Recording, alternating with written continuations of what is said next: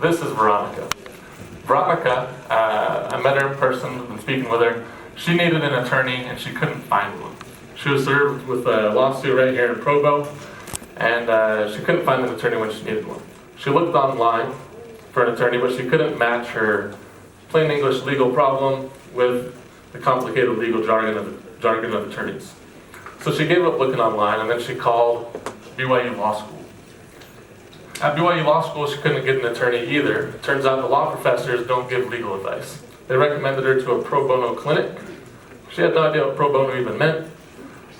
She soon found out that it means free legal services, but in order to get in touch with them, she'd have to call somewhere on the third Thursday of the third month of the year, somewhere between the hours of like 6 a.m. and 8 a.m.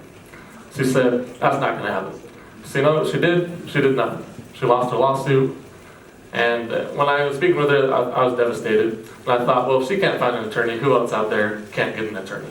It turns out a lot of people can't get an attorney. I spoke with upwards of 50 people going door to door, finding out people who are on the court database and who are in court cases right now. My work with one of them, with Chris up there in the top right, was featured in the national NPR news story. That's how big this problem is. People can't get attorneys. So in understanding that people could not find access to the legal services that they needed, there was another side of that problem. Clearly, legal service providers weren't capturing part of the market that was looking for their services. So we set out to build a solution, and that solution looked a lot like a double-sided marketplace. We were creating a marketplace where clients could come, input the details of their case, and have attorneys bid based on those details to gain clients. There were two big problems with that. One, clients didn't want to sign up until there were enough attorneys to provide a competitive marketplace. And two, attorneys didn't want to sign up until there were enough clients to provide a viable revenue stream. So we went back to the drawing board and learned more about the problem. This time, instead of talking with the clients, we talked with the other side of the gap. We talked with attorneys. We contacted basically the entire BYU Law alumni database here in Utah. We ended up interviewing 38 law firms here, and we found out that, yeah, they have a big problem as well. They pay a lot of money for paralegals, but they still end up getting clients in cases that they don't want and that aren't profitable.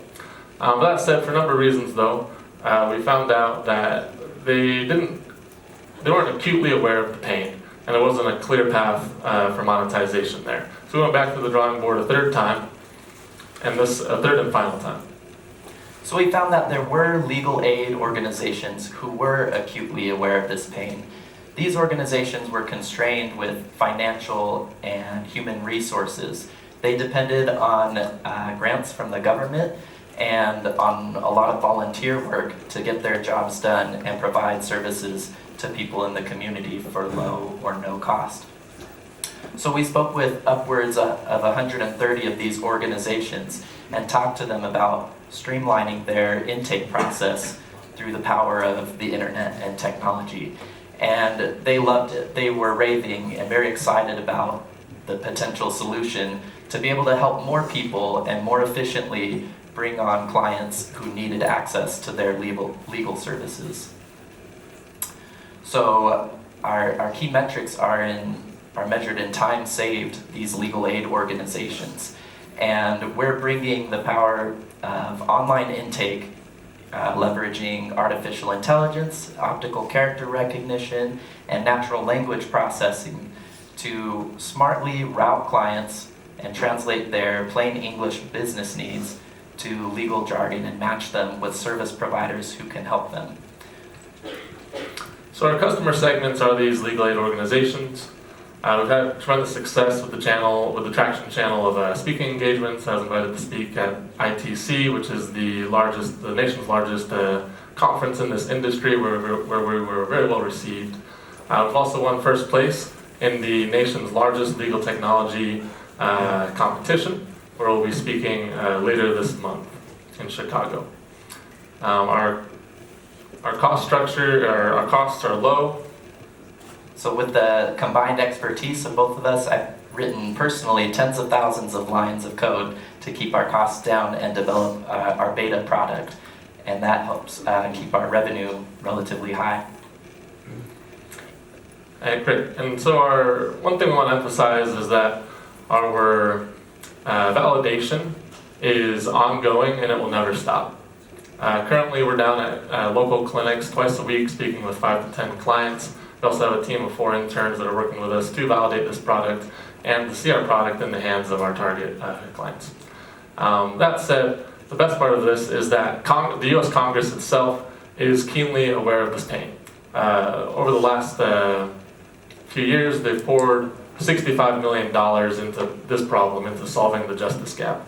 They do so in technology innovation grants, which are at $130,000 each, which will go to these legal aid organizations, which allow them to buy and pay for technology exactly like that, which Lawble is currently creating.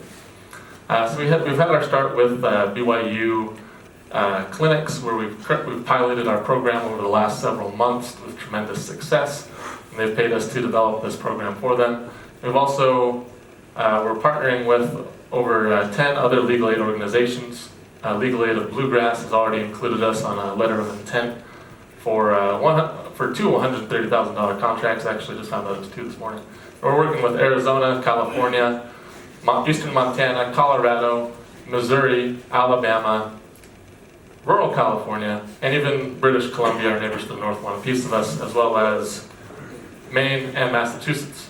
With your help, we'll make Lawble a reality. Thank you.